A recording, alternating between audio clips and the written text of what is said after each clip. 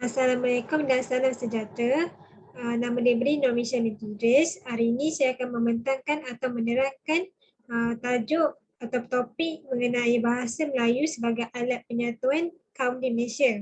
Pengenalan bahasa Melayu sebagai alat penyatuan kaum di Malaysia iaitu kita dapat tahu bahasa Melayu ni dapat membawa makna atau maksud kata-kata yang disusun ataupun digunakan oleh seseorang dalam percakapan atau tulisan.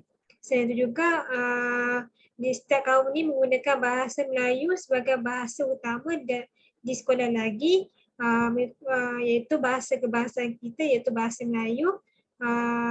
Apabila bercakap dari hingga kecil sampai dewasa dan menggunakan bahasa Melayu ni sebagai rutin harian mereka di rumah ataupun di dalam rumah ataupun di luar kawasan tersebut.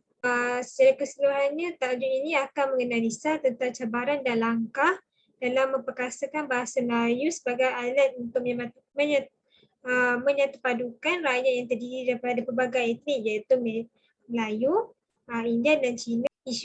Isu-isu mempertabatkan bahasa Melayu sebagai bahasa penyatuan kaum iaitu ada 4: pendidikan, politik, ekonomi dan sosial. Pendidikan ni merangkumi iaitu sistem persekolahan perbagaian iaitu sekolah Melayu, Cina dan India. Selain itu, Inggeris dalam mata pelajaran sains dan matematik amat diberatkan dari dahulu lagi dan sampai sekarang juga. Yang kedua pula politik. Politik dalam badan kerajaan juga mengutamakan bahasa Melayu dalam urusan rasmi. Selain itu, masyarakat juga mengendalikan dalam bahasa Inggeris ataupun bercampur aduk bagi mereka faham satu sama lain. Ketiga, ekonomi. Ekonomi iaitu kini bahasa Inggeris menjadi penting sehingga diberikan julukan sebagai bahasa ibu di dunia globalisasi.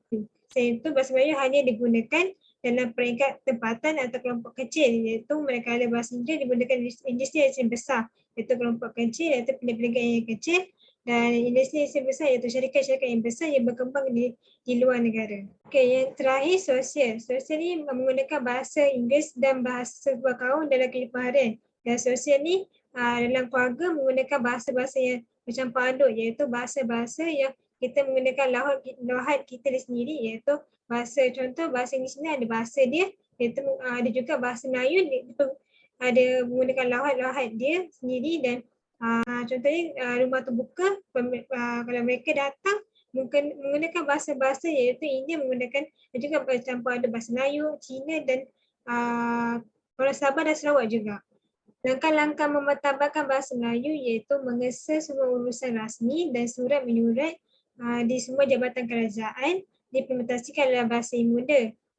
Selain itu, pemantauan penerusan terhadap bidang penyiaran dan bidang masa. Kita tahu berita-berita di TV dekat Malaysia ni menggunakan bahasa Melayu kebanyakan bagi mereka faham maksud-maksud yang sekarang berita-berita yang terkini dan yang terakhir pembudayaan bahasa Melayu melalui sistem pendidikan. Kesimpulannya atau secara keseluruhannya kita memang tidak menolak kepentingan menguasai bahasa Melayu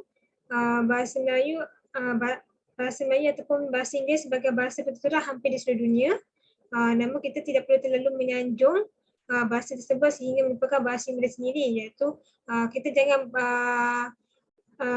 menguasai bahasa Inggeris terlebih dahulu dan kita sepatutnya bahasa Inggeris ini sebagai bahasa kita sendiri agar mereka faham dan boleh menceritakan bahasa Melayu ini lebih faham dan lebih makna bagi orang Malaysia dan boleh dipelajari kepada orang-orang luar negara. Kita dapat tahu bahasa Melayu tidak boleh dilupakan atau tidak boleh dilupuskan sama sekali.